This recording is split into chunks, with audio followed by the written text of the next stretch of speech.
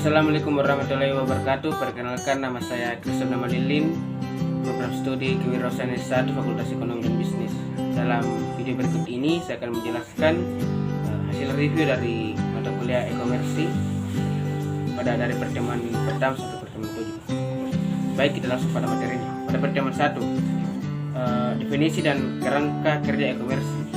Pandangan elektronik atau e-commerce adalah hasil teknologi informasi yang saat ini sedang berkembang dengan begitu cepat terhadap pertukaran barang dan atau jasa dan informasi melalui sistem elektronik seperti internet, televisi, dan jaringan komputer lainnya. Namun berbagai ragam pengertian atau definisi dari e-commerce tergantung cara pandang setiap yang memanfaatkan. E-commerce memiliki karakteristik yang tidak dapat dihilangkan, antara lain transaksi antara dua belah pihak, yaitu pembeli dan penjual, pertukaran barang dan jasa, dan informasi, sistem elektronik seperti internet, televisi, dan jaringan komputer lainnya.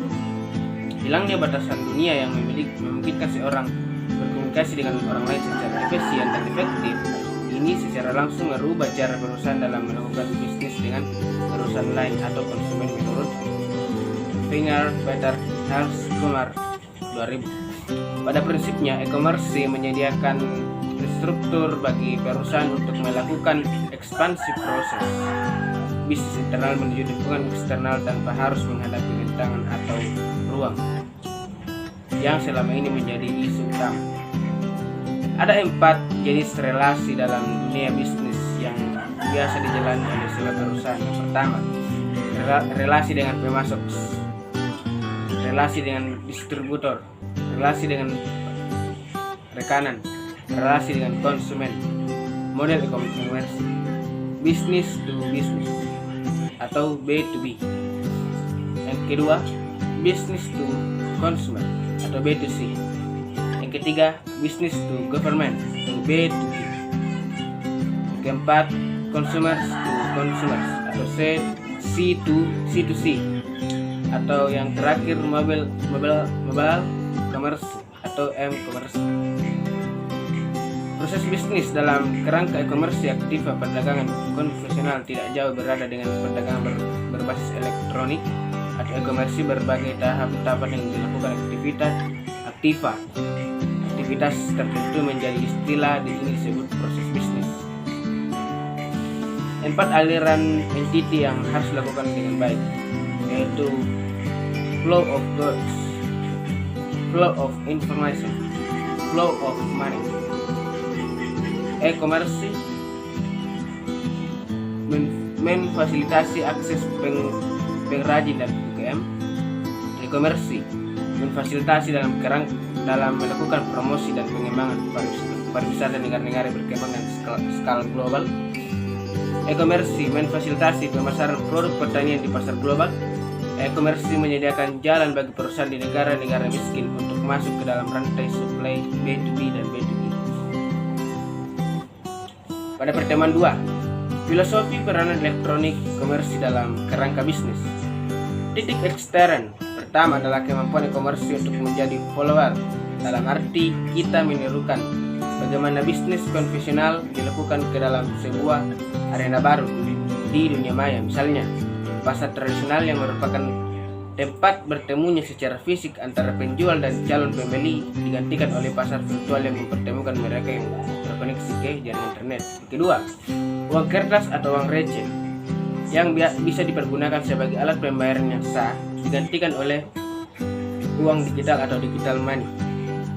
Tanda tangan atau paraf yang biasa menjadi bukti kebahasaan suatu transaksi secara hukum digantikan oleh tanda tangan digital signature dalam dunia maya.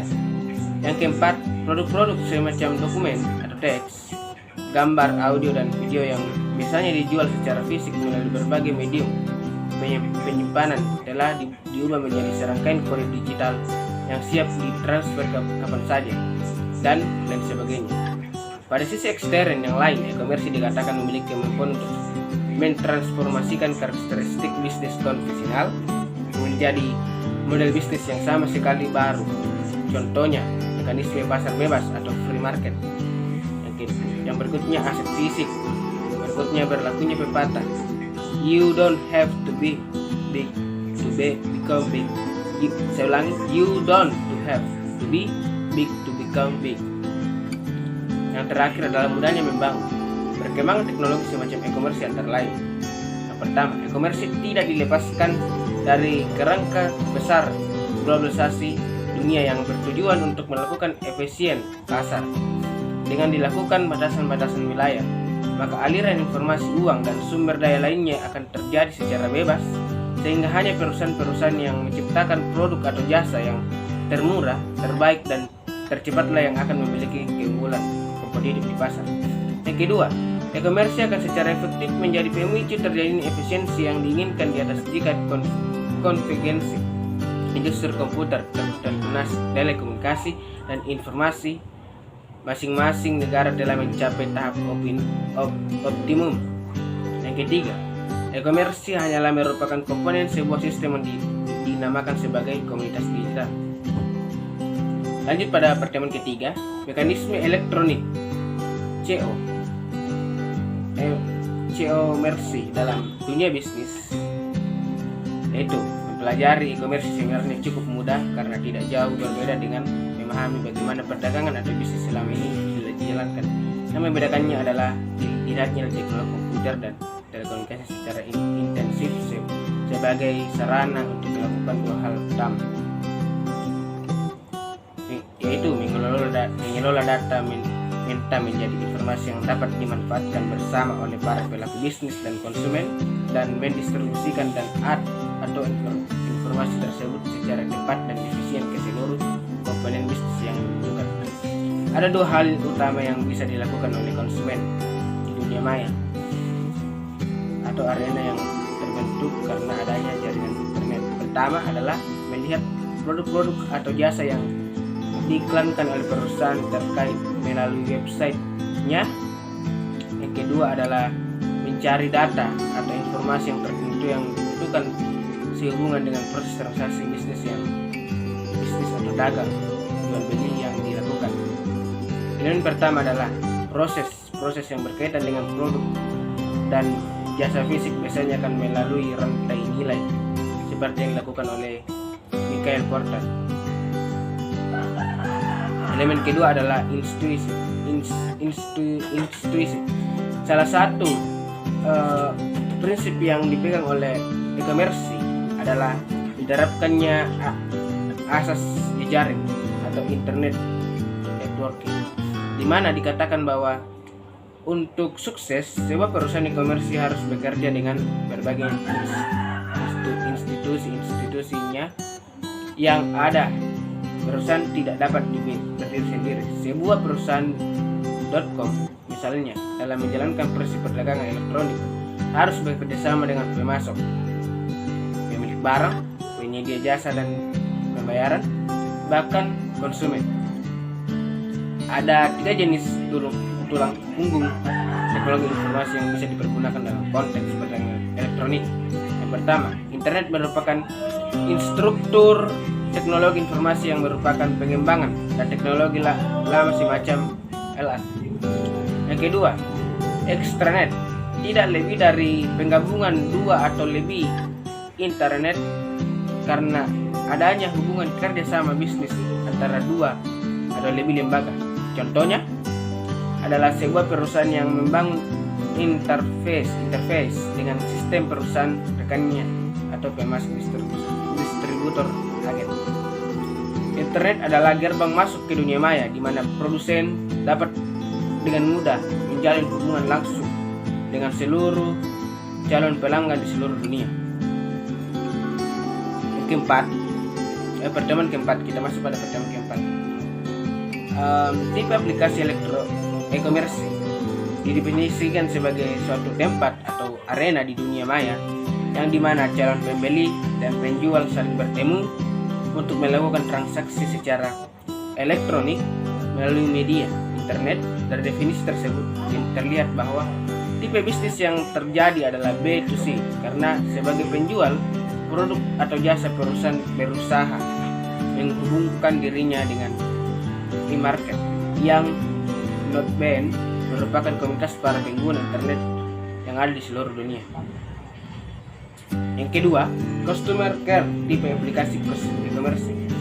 Kedua adalah suatu usaha di perusahaan atau menjalin hubungan interaktif dengan pelanggan atau konsumen yang telah dimilikinya, jika pada waktu terdahulu bisa menyediakan nomor telepon bebas pulsa atau free sebagai sarana yang dapat dipergunakan pelanggan untuk bertanya, berdiskusi, atau menyampaikan keluhan sehubungan dengan produk atau jasa yang telah atau dibelinya. Yang kedua, vendors management.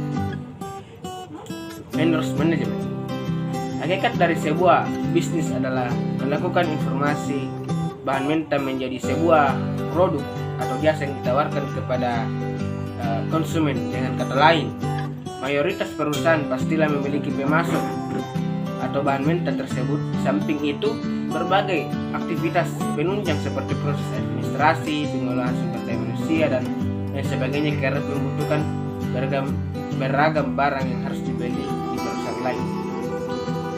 Yang keempat, extended supply chain. Chain adalah urutan proses atau aktivitas yang dijalankan perusahaan mulai dari bahan mentah dibeli sampai dengan produk jadi ditawarkan kepada calon konsumen. Proses generik yang biasa dilakukan dalam supply chain adalah pengadaan bahan mentah, penyimpanan bahan mentah, produksi atau operasi mentah menjadi bahan baku.